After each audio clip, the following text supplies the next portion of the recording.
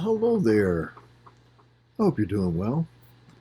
Let me see. This one will air on the 10th of March.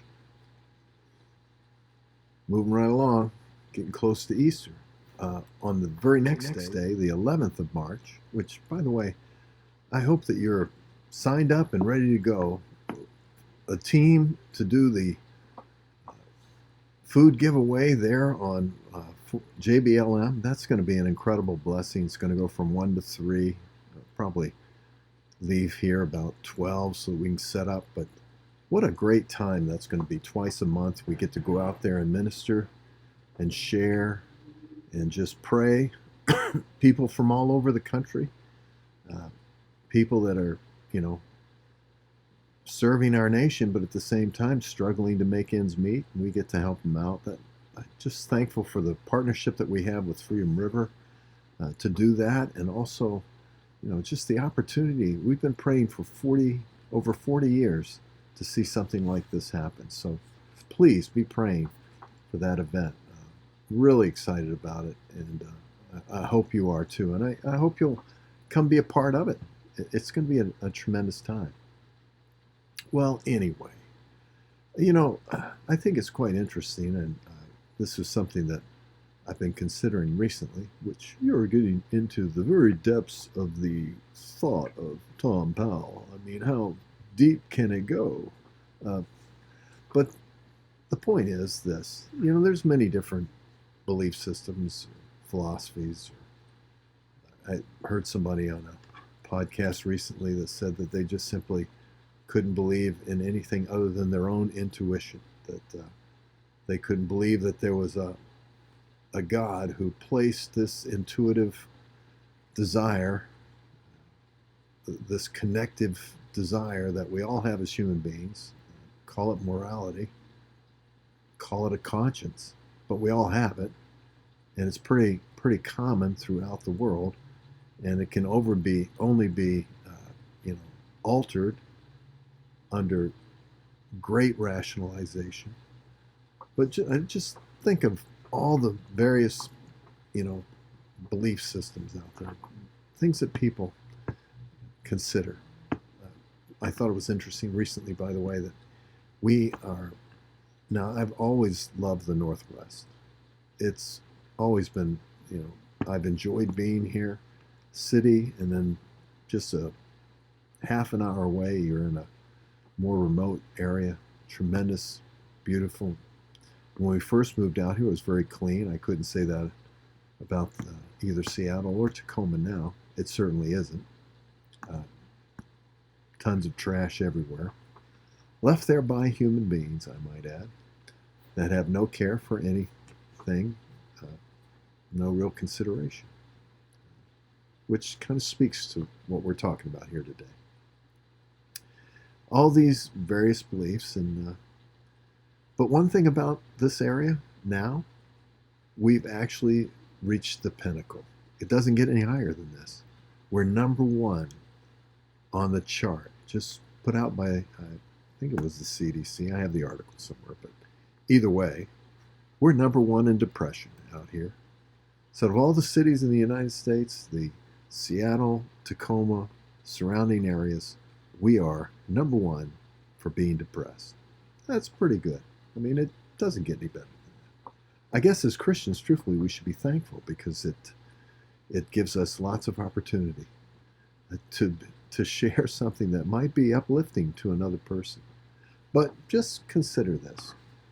Look, all of those other belief systems, no matter who it is, what they believe, no matter how strongly they believe, in whatever philosophy it is, all of those things are temporal.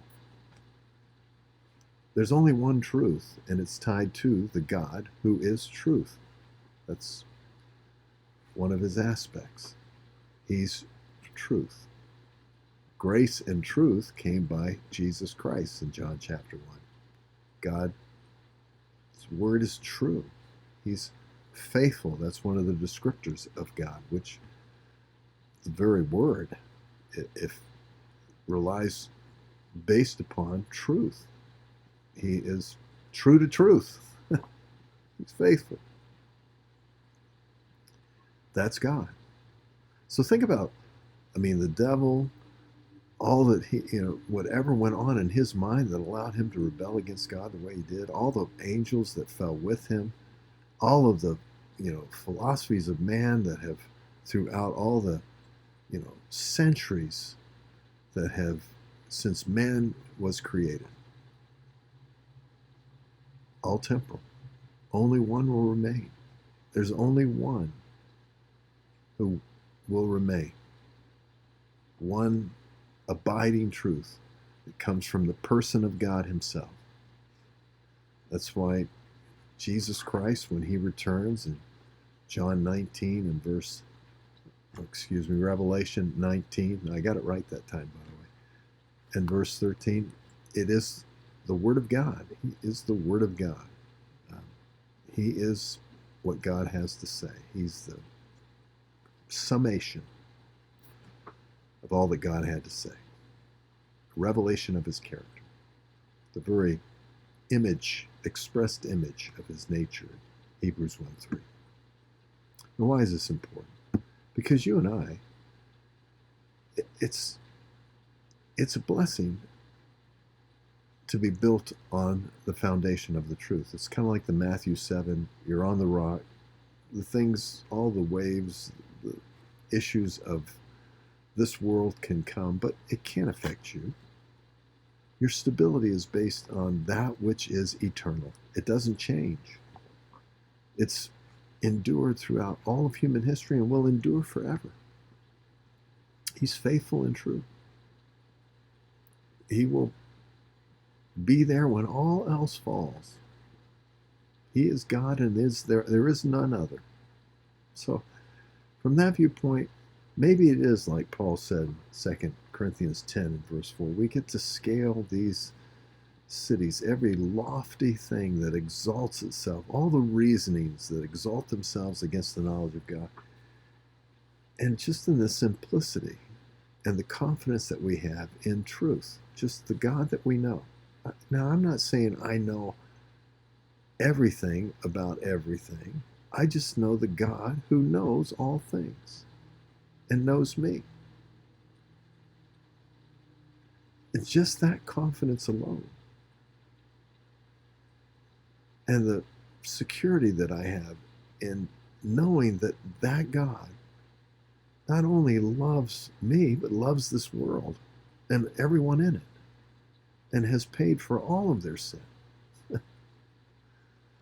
That knowledge alone kind of blows up all of those belief systems that are built on some form of self-endeavor or agreement and merit and achievement.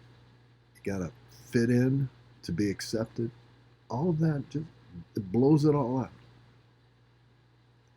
I hope today for myself that I can just live in the confidence that I have in knowing God. That I know him and I'm known by him. I hope you can too.